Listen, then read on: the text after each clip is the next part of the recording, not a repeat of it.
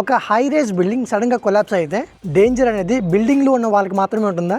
అసలు ఈ బిల్డింగ్ పొరపాటున ఏ డైరెక్షన్లో పడితే ఏం జరుగుతుంది?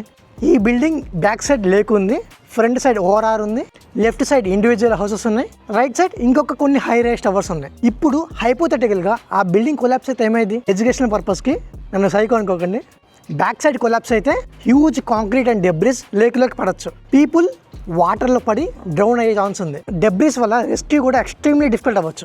లెఫ్ట్ సైడ్ హౌసెస్ వైపు కొలాప్స్ అయితే ఫాలింగ్ స్ట్రక్చర్ నైబర్హుడ్ హౌసెస్ మీద పడితే ఆ ఇండివిజువల్ హౌసెస్ సివియర్ డ్యామేజ్కి గురవచ్చు. ఎంతో మంది ఫ్యామిలీస్ ఇంపాక్ట్ అవ్వచ్చు. ఫ్రంట్ సైడ్ ఓఆర్ఆర్ మీద కొలాప్స్ అయితే రోడ్డు మీద హ్యూజ్ డెబ్రిస్ స్ప్రెడ్ అవుతుంది. ఆ రోడ్డు మీద వెళ్ళి హై స్పీడ్ వెహికల్స్ మీద పడుతుంది. కార్స్, బస్సెస్, ట్రక్స్ ట్రాప్ అవ్వచ్చు. రెస్క్యూ చేయడానికి ఎమర్జెన్సీ వెహికల్స్కి కూడా బ్లాక్ అవ్వచ్చు.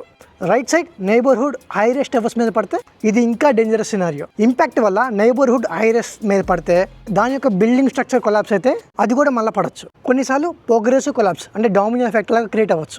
అందుకే హైరెస్ట్ టవర్స్ అంటే జస్ట్ బ్యూటిఫుల్ ఎలివేషన్ కాదు, ఎంతో మ్యాథమెటిక్స్, ఎంతో ఇంజనీరింగ్, ఫౌండేషన్ నుంచి స్ట్రక్చరల్ డిజైన్ దాకా, concrete, steel quality, construction workmanship, inspection, maintenance వరకు ప్రతి స్టెప్ ఇంపార్టెంట్.